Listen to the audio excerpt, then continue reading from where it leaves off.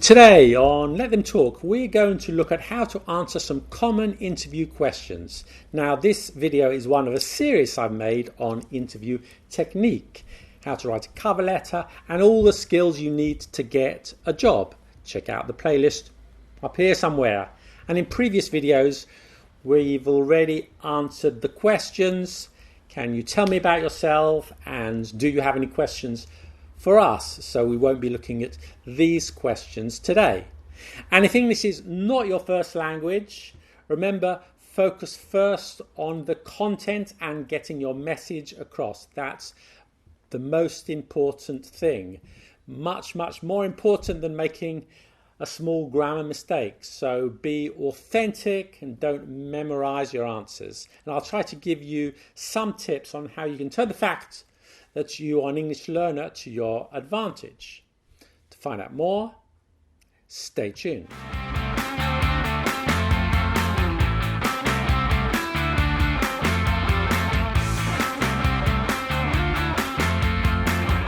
Let's get started. Let's choose the first question. Let me choose this one. What do you know about the company? What do you know about the company? Don't say, your company? Well, you tell me. I'm here to find out, aren't I? Oh, no, God, no. Now, this question is a biggie. This job is your career. You'll be working there every weekday, maybe weekends too, for years. Now, if you couldn't even be bothered to find out who they are, then it shows a lack of respect, a lack of interest, and frankly, you've lost the interview right there. Okay, you've got no excuse for this one. You've got the internet to do some research online, find 2 or 3 items that you found relevant and perhaps flatter them a little and ask a question. Start by saying what they do, how long they've been around. So, for example, you're going for a job at a hotel reception for a famous hotel chain. I know that you're one of the leading hotel brands in the world.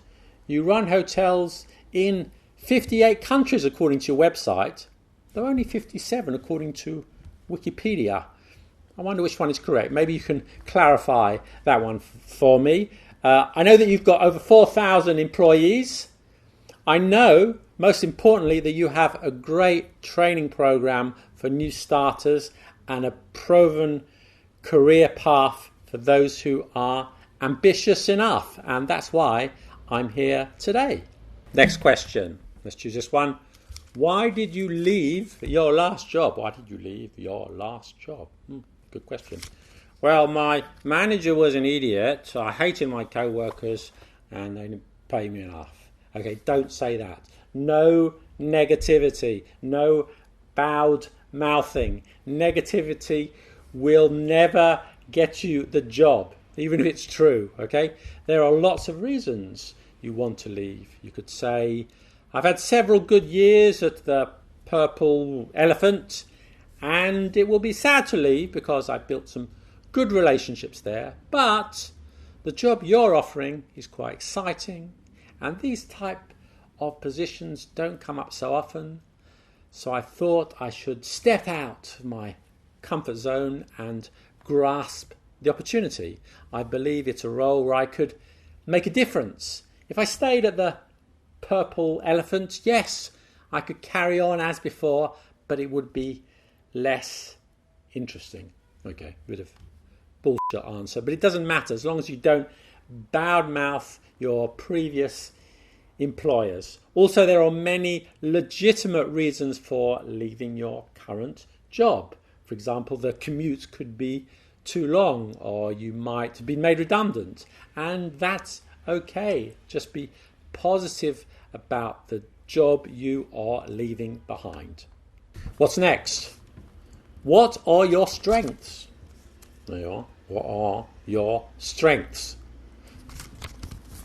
So try and be honest here. Yes, have a look at the job specification and find out what they need. However, what you shouldn't do is give a personal trait unless it's particularly relevant to the job. So don't say, for example, I work hard. This is expected. It's expected to be normal. Don't say, I'm very honest. Again, this is a given. It's expected. Or don't say, I'm a team player. Everyone's a team player. So say a real strength and give an example.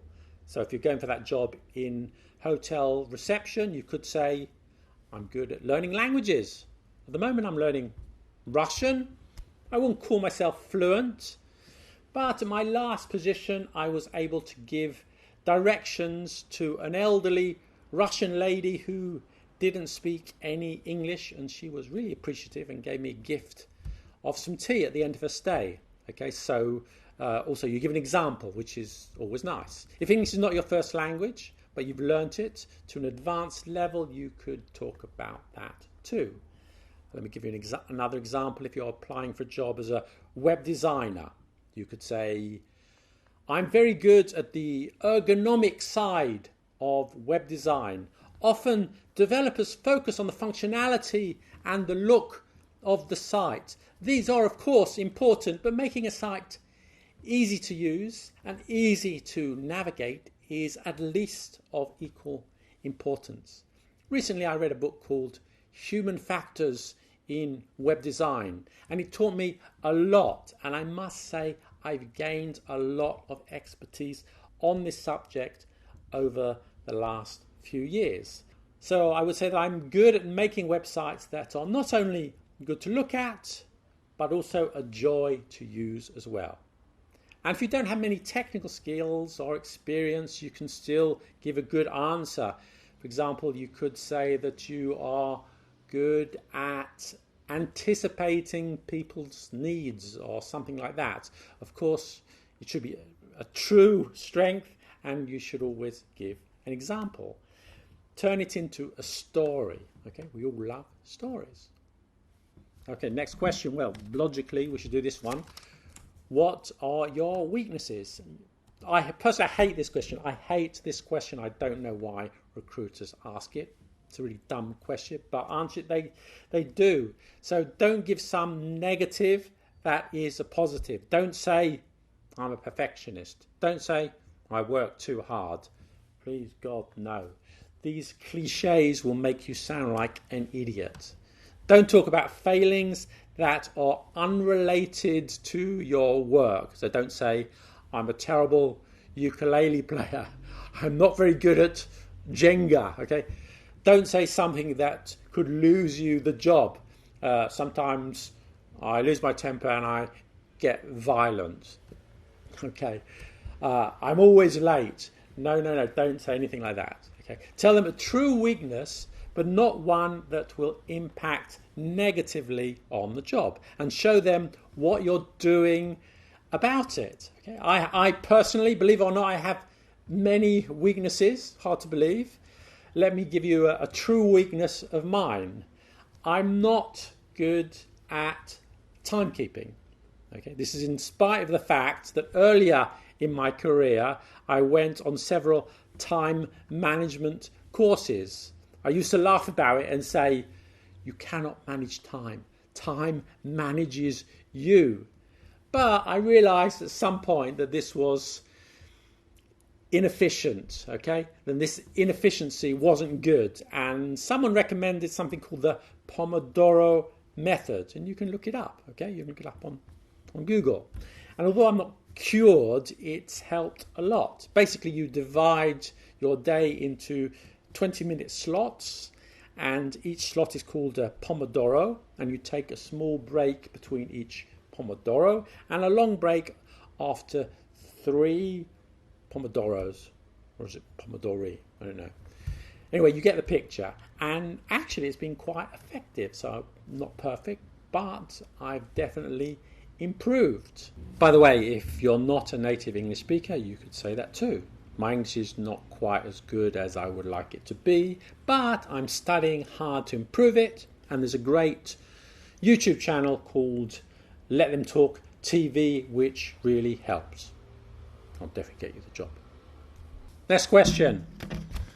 Where do you see yourself in 5 years' time? Where do you see yourself in 5 years' time? Some things not to say. Well, I plan to be a consultant earning lots of money somewhere else. Actually, I'm just using this job as a stepping stone to reach the place where I want to get to. So, of course, don't say that. Personally, I hate this question because it almost always obliges you to lie. Secondly, who knows where you're going to be in 5 years' time? I don't even know what I'm going to have for lunch. One thing we know for certain about the future is that it's uncertain. It's a dumb question, but I would answer it something like this. I hope you don't mind if I don't answer that question directly. I would rather just focus on the present. This job is a great opportunity, and what I want to do is to make it my own to the best of my abilities. I hope to learn and grow in this position. As for the future, who knows? Maybe a senior role, a managerial role, or I might want to specialise in, XYZ field. Or maybe something totally different. Jobs change, people change, technology changes. Social media consultant, that job didn't even exist 5 years ago. So we shall see what we shall see. So that might not be a perfect answer, but at least it has a ring of truth to it. Okay, let's see. What have we got here? What are your salary expectations? What are your salary expectations? Difficult one. Don't answer this question directly. If you ask for too much, you could be eliminated. If you ask for too little, you'll either get a low offer or you'll be eliminated. They might think that you're valuing yourself well below expectations, and that's not good. So what do you say? 2 strategies. I'm not thinking about the salary right now, I'm thinking about the career. But I'm sure your offer will be in line with the industry average, and that's fine. Later on, once you receive an offer, then that's the starting point of your negotiation, and you can nudge it up a little, but it should be them that gives the first number. Secondly, at this moment, I've been thinking more about the job and the interview than the salary. Could you give me the salary range for this position? Once you get that, you can either say that it's acceptable, or once again, you can try and nudge it up higher if this is the time for negotiation. For example, they say 45,000 something, dollars, pounds, whatever. You could say, that's a good offer, but given my experience in this field, would you consider going up to 50,000? And this additional 5,000 could be conditional on my meeting certain sales targets within the first year. Okay, the last part about meeting targets might not work for them, but it's another way of framing your commitments to the job, which will help you pass the interview. Let's look at the next question. The final question, in fact. Why should we hire you? Why should we hire you? Good question. So the subtext here is, what makes you different? Why are you better than the other candidates? So what is your unique selling point, your USP? Don't start rattling off all your experience and qualifications. They already have your CV. Just pick up on 1 or 2 points that make you stand out and back it up with something about your motivation or key personality traits that will work for them. This is particularly true if you don't have much work experience. Learn your answer, but don't script it. The way you express yourself is really important here, so let it come from the heart.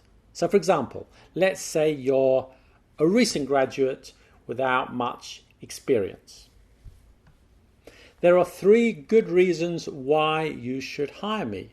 Firstly, you can see that I have a good academic record. I excelled at university in my chosen field. And secondly, I have 1 year's experience in this field. Yes, 1 year doesn't seem much, but during that time I significantly improved my technical skills. I learned a lot of key software and work with some important clients in the sector, such as, name the clients. Thirdly, let me, if I may, draw your attention to my personal qualities. I'm hardworking and creative, and I can bring something unique to your team. And looking at the job description, you can see that I'm perfectly suited, and I relish the challenge to make my mark. My past experience is limited, but my future potential is unlimited. How much would you charge to paint all the bicycles in London? About £20 a bicycle. Good answer. What's the difference between a duck?